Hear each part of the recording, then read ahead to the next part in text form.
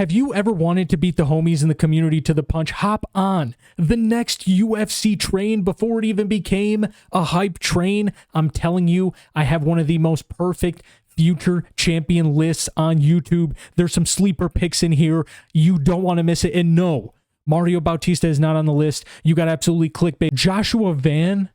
Oh man, where do I start with Joshua Van?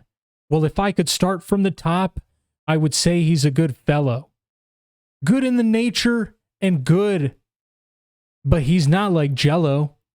Joshua Van, he brightens up my day.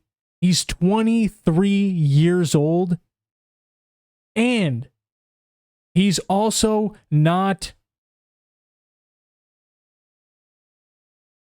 What rhymes with day? And he's also not okay sometimes. But listen, he has bounced back. That Charles Johnson loss had me shook. I'm not going to lie. When Joshua Van took that knockout, it was kind of brutal seeing him go down. But Joshua Van has bounced back nicely. Yeah, you could sit here, you could say, oh, well, Edgar Shirez. Oh, well, Cody Durden. You know what? Pretty good wins if you ask me. I'm not going to lie, for Joshua Van being 22 years old at the time, pretty good wins for Joshua Van. His most recent win, though, Ray Saruya, yeah, coming in on short notice.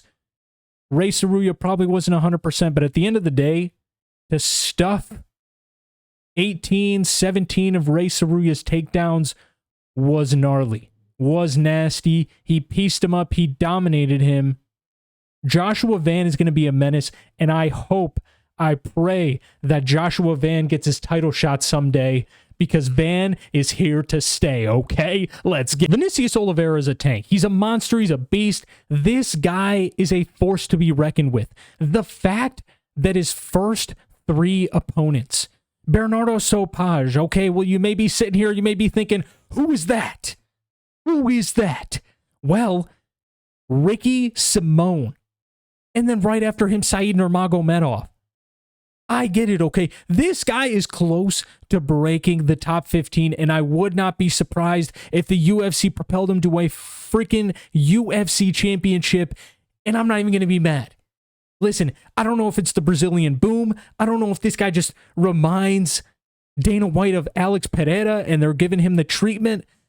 Vinicius Oliveira is about to get some phenomenal matchups. He's going to kill whoever gets into his way, and I'm telling you right now, this guy is going to be strapping gold around his waist sometime in the near future. Lord Silva, Jean, the man of the plan.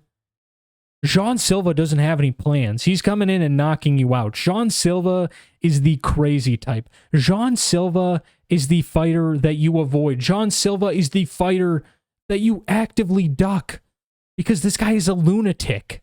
Okay, this guy is crazy. He reminds me of Mike Brennan when he made that crazy comeback against Jubilee. And now we've seen that Jubilee is a little bit frauded after the Quinlan Sal Kid knockout. But listen, aside from that, we have seen some crazy mother truckers in the UFC. We have not seen anything like Jean Silva. Did you guys see him literally bark for a minute straight at Bryce Mitchell the other day during the press conference? Jean Silva, I am praying that this guy gets a UFC embedded vlog series specifically dedicated to a pay-per-view for him. We need to see Jean Silva fighting for gold. We need to see Jean Silva become a UFC champion. Not only will Jean Silva make featherweight great, Jean Silva will provide so much content for UFC fans. Jean Silva will bring in... Jean Silva is Shama. Jean Silva is Shama with personality. Everyone said Alex Pereira had no craziness, no personality. He was just that mean-mugging Shama aura. Jean Silva is that, plus the crazy personality that you kind of are hoping you see with a fighter. I'm not even going to lie to you. You're kind of sitting there. You're kind of hoping that this guy loses marbles and does something crazy. Like Conor McGregor. That's why it's sold. Listen, Jean Silva, I'm praying that this guy gets a shot. I'm praying that this guy gets to prove everyone wrong, because I've been seeing a lot of people say that he is one of the fighting nerds that will not become a UFC champion. I disagree. Hey, oh, Paddy the Baddy. Oh, Paddy the Baddy. Hey, oh, Paddy the Baddy. Oh, Paddy the Baddy. Hey, oh, Paddy. Dude, I need to see Paddy Pimblett main eventing somewhere in Britain, London. I don't care. Okay? Paddy the Baddy needs his own arena. He needs to sell out the crowd. He needs to get that crowd lit.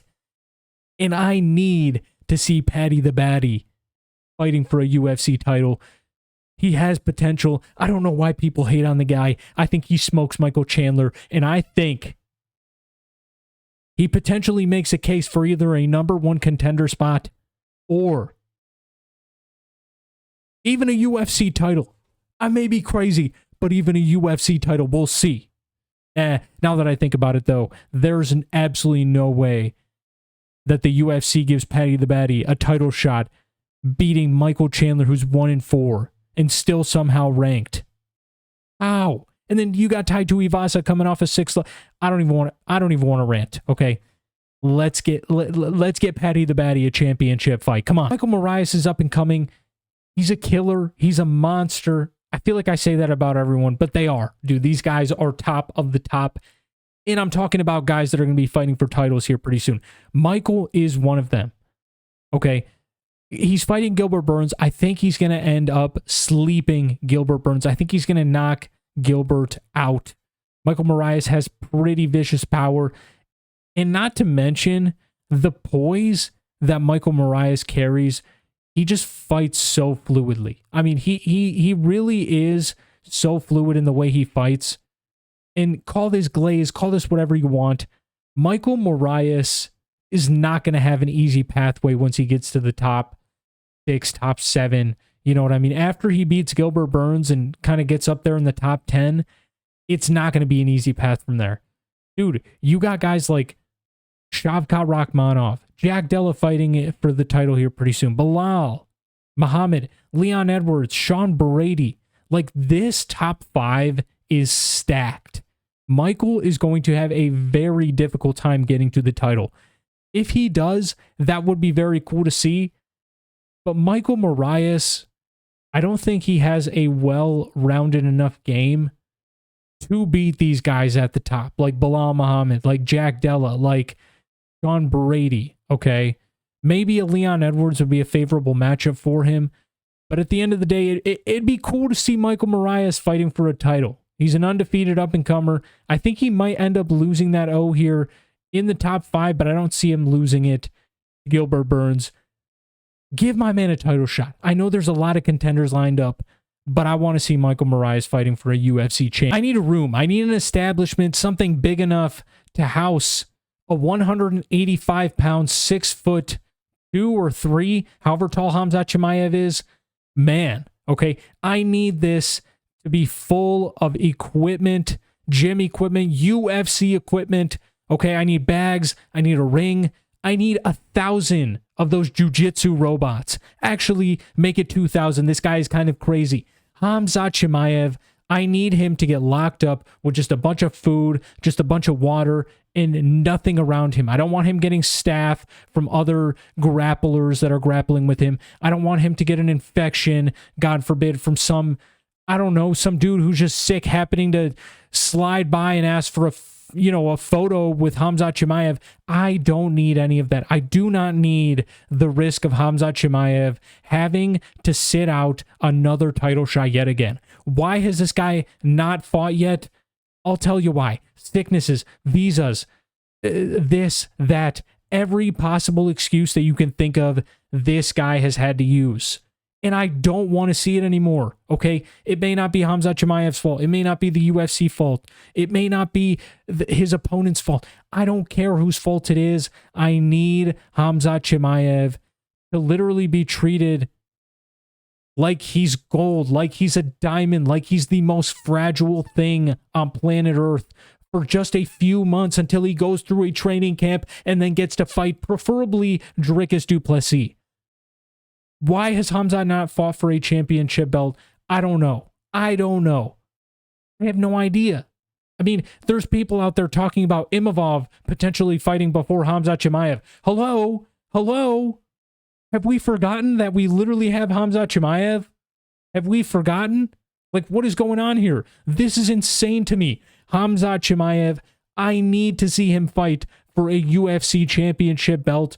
And I don't care if the UFC schedules it. I don't care if Khamzat Chimaev literally makes it to the weigh-in day until he hops up on that scale, weighs 185, rehydrates, and gets into that octagon and daps up whoever the referee is at the current moment, more than likely going to be Jason Herzog or Herb Dean or maybe Mark Goddard. I don't know.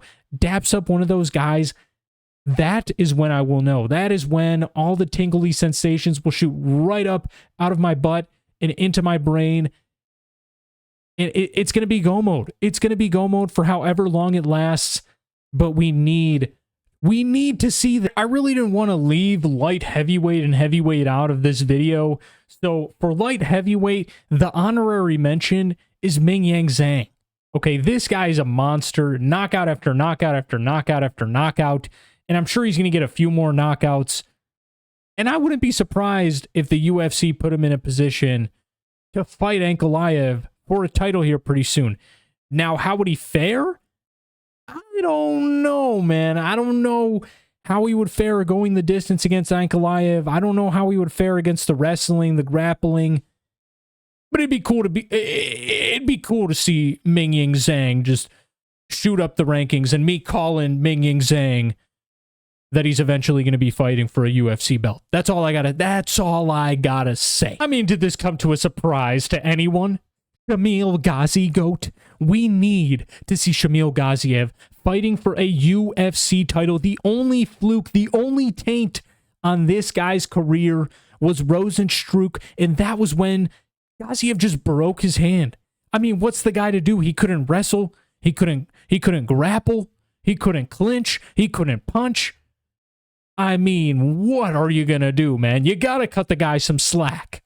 Okay, clearly that loss was stressing him out, and clearly he came back bigger and stronger than ever before. Shamil Gaziev is going to run up the rankings, and unless he runs into Tom Aspinall, actually, you know what?